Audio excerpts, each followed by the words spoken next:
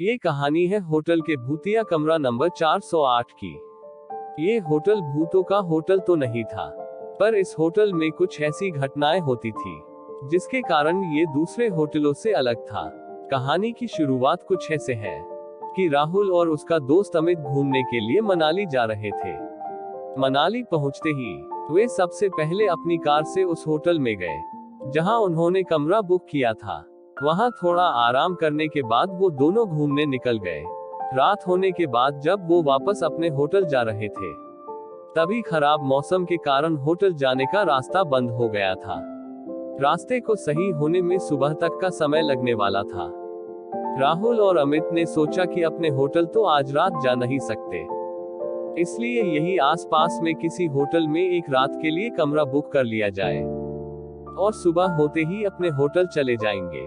वो दोनों कमरे की तलाश में अपनी कार से इधर उधर होटल ढूंढने लगे। आसपास कोई इंसान भी नहीं दिख रहा था जिससे वो लोग किसी होटल का रास्ता पूछ सके। काफी समय बीत जाने के बाद उन लोगों को एक बुढ़ा आदमी दिखा। राहुल ने अपनी कार रोककर उससे होटल का रास्ता पूछा। बुढ़े ने एक और इशारा करते हुए होटल का रास्ता बताया। राहुल बुढ़े के बताए हुए रास्ते की तरफ अपनी कार लेके चल दिया। कुछ दूर चलने के बाद उन लोगों को एक होटल दिखाई दिया। राहुल और अमित ने चैन की सांस ली और होटल के अंदर चले गए। होटल के अंदर जाके उन्होंने काउंटर पर खड़े आदमी से रात भर रुकने के लिए एक कमरा मांगा। उस आदमी ने होटल के कुछ नियम बताए और एक कमरे की चाबी राहुल को दे दी। राहुल और अमित चाबी लेके कमरे की ओर चल दिया। चाबी पर कमरे का नंबर लिखा था, कमरा नंबर 408। राहुल और अमित चाबी लेके कमरे की ओर चल दिए। होटल में हर मंजिल पे चहल पहल थी। इन दोनों का कमरा चौथे मंजिल पे था।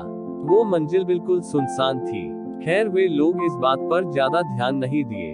उन्हें तो यहाँ बस एक रात ही गुजारनी थी, इसलिए वे लोग अपने कमरे के अंदर चले गए।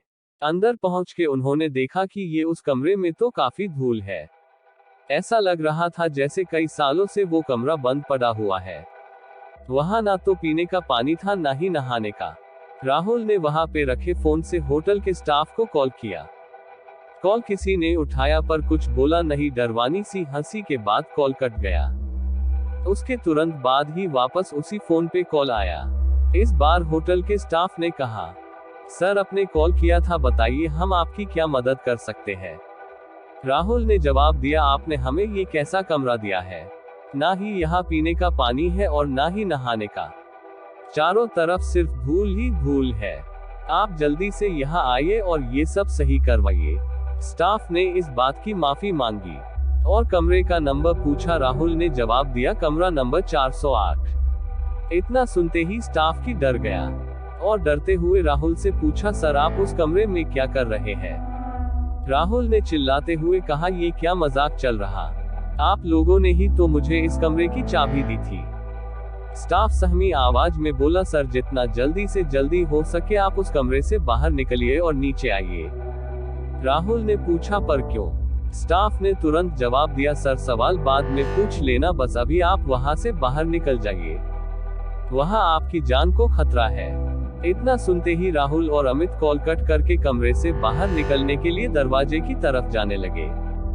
तभी किसी ने दरवाजा खटखटाया। राहुल ने पूछा, कौन है, पर बार बार पूछने पे भी कुछ आवाज नहीं आई। तभी उस रूम की लाइट चली गई। राहुल और अमित अब समझ गए थे कि ये भूत प्रेत का मामला है। वो दोनों काफी डर चुके थे। तभी बाहर से आवाज आई, सर आपने कॉल किया था, सफाई और पानी के लिए, मैं वही ठीक करने आया हूँ। और फिर डरवानी सी हंसी के फिर से सन्नाटा छा गया। तभी फिर से कमरे में रखे फोन पर कॉल आया। राहुल ने कॉल उठाया। कॉल स्टाफ का था। उसने कहा, सर अभी तक आप उस कमरे से निकले क्यों नहीं। राहुल ने जवाब दिया, नहीं, कमरे के बाहर एक होटल का स्टाफ आया है जो कह रहा है कि वो सफाई और पानी ठीक करने आया है। इतना सुनते ही होटल के स्टाफ ने राहुल से बोला, सर कुछ भी हो जाए आप दरवाजा मत खोलना, अगर आपने दरवाजा खोला तो आपकी मौत भी हो सकती है। ये सुनते ही राहुल और अमित दोनों बहुत डर गए। फिर स्टाफ ने कहा, सर आप अंदर ही रहिए, हम लोग आपको बचाने ऊपर आते हैं। कुछ देर बाद कमरे के बाहर से आवाज आई, सर हम लोग आ गए हैं। आप दरवाजा खोलिए। साथ में कुछ और लोगों की भी आवाज आ रही थी, इसलिए राहुल और अमित ने दरवाजा खोल दिया। उन्होंने देखा सामने सच में होटल का स्टाफ ही था।